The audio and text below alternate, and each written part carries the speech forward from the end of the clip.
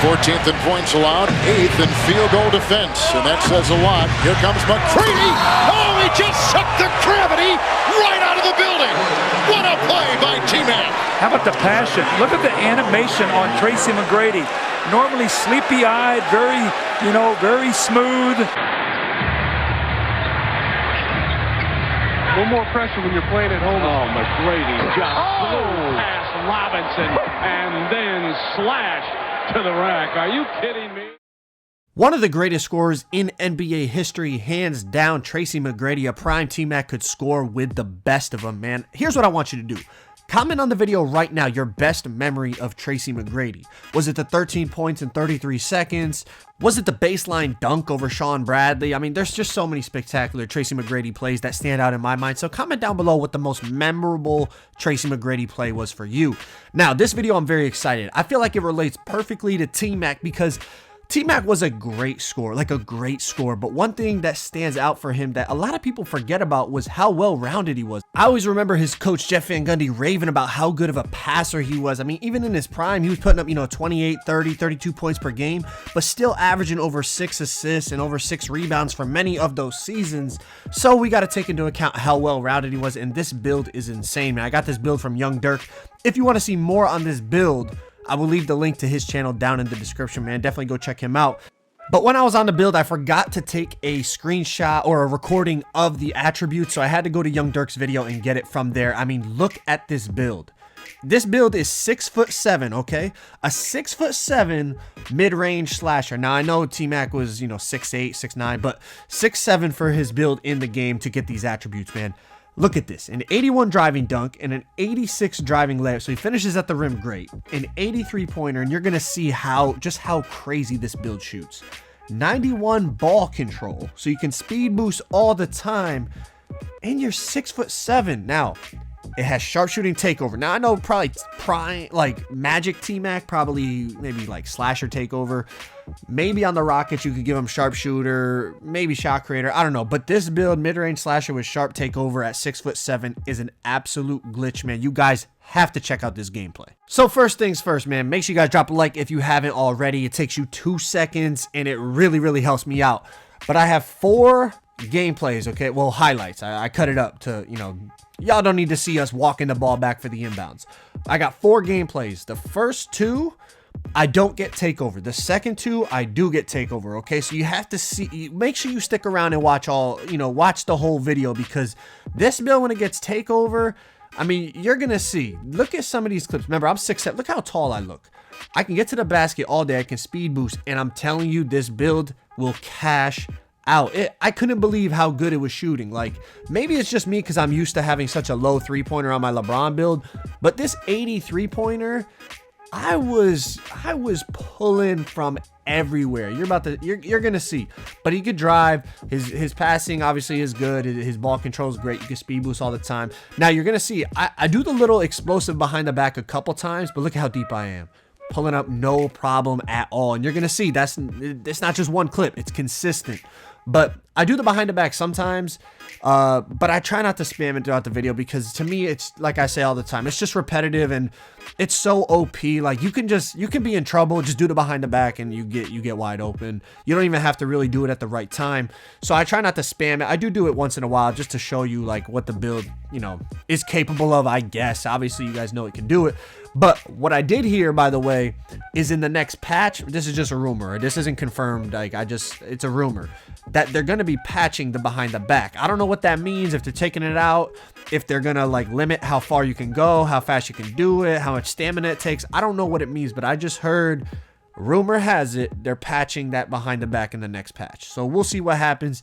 I don't know if that's a good idea, bad idea. I mean, some people say it's the only good move in the game. To me, I don't really do it that much. I think it's a little overpowered and a little broken, so maybe it would be a good idea to tone it down.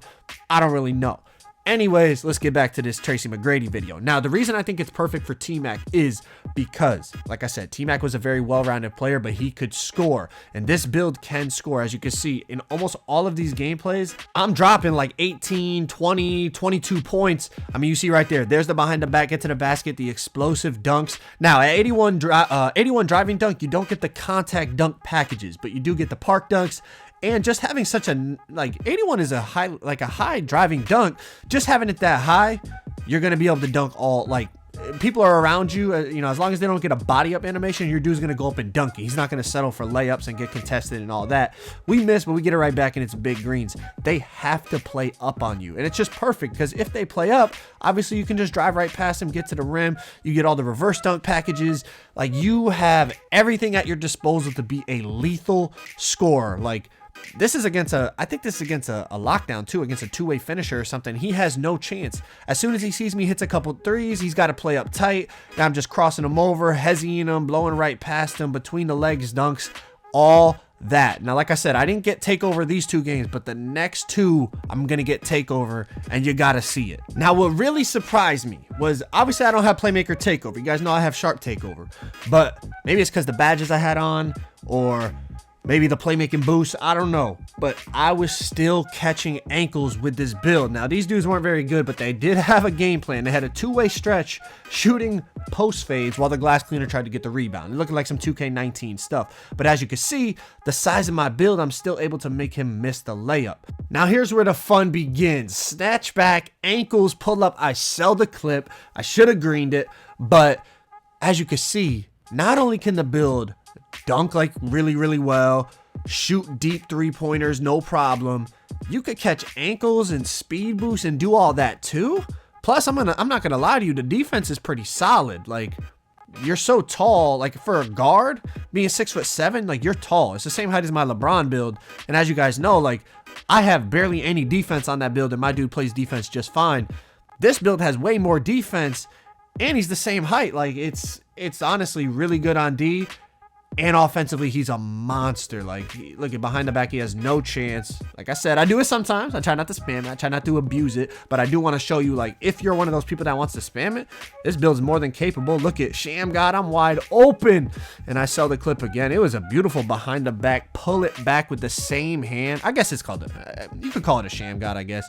Usually a Sham God, you throw it in front of your body. But I guess off the behind the back, if you grab it with the same hand, same concept. I don't know if y'all want to call it a Sham God or not. Whatever. Anyways, these dudes back to doing some BS post fades and whatnot in the paint. We're going to get the ball back.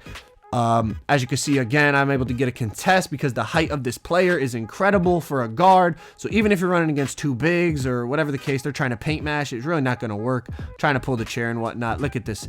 It's just paint mashing at its finest. But we get to stop, almost get the steal, grab the ball, and we're right back in business. Now, for the younger generation that's watching this video, if you didn't get to see Tracy McGrady play, here's the best way I can explain it, okay? Again, I get ankle breaker and I sell the clip again. Like, I don't know why. I couldn't green off of the ankle breaker, like off of the snatchbacks and stuff. I was struggling. Well, the best way to describe a prime Tracy McGrady. Now, he didn't have the playoff success that we all kind of think he should have.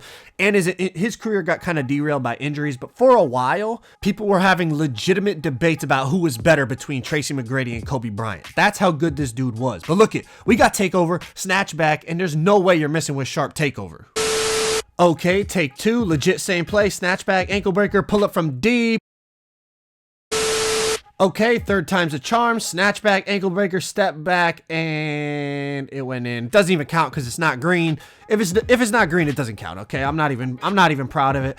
Basically, missed 3 shots in a row with sharp takeover. But anyways, I don't know why I was catching ankles like crazy. It was really fun playing on this build. I can't, like, it was insane how well it could shoot for a build that's a 6'7" primary playmaking build. Like, it was shooting like nothing. I mean, 83 pointer is really good, but it's also not like, you know, a play shot or something like that. But it was greening from deep. It was really effective build, man. It felt like T-Mac. It just, like, you could do everything offensively. Look at dunking all over people. It was a really effective build on both ends of the floor, but obviously especially on the offensive end. But listen, like I said, if you want to see how to actually make the build and you want to see more gameplay or whatever to decide if you want to make it, definitely check out Young Dirk's channel. That's in the description. He's got, you know, the full build video on it, and he's got multiple gameplay videos of this build. Shout out to him for letting me use the build, of course. But as you can see, I mean, we're pulling up right in people's faces, and there's no way we're gonna miss again with sharp takeover. Like, there's no way. Anyways, man, appreciate y'all coming through for the video. This is for 17 points right here. We're going to wrap this gameplay up. Appreciate y'all. Like I said, make sure you drop a like. Subscribe if you guys are new. Also, like I said, comment down below your most memorable Tracy McGrady moment. For me, it's not one particular play, but it was him and Kobe going at it in their absolute primes. It was a joy to watch two of the all-time great scorers just go at each other all day long, man. Like I said, drop a like. Hopefully, y'all enjoy the rest of your day. I'm out. Peace.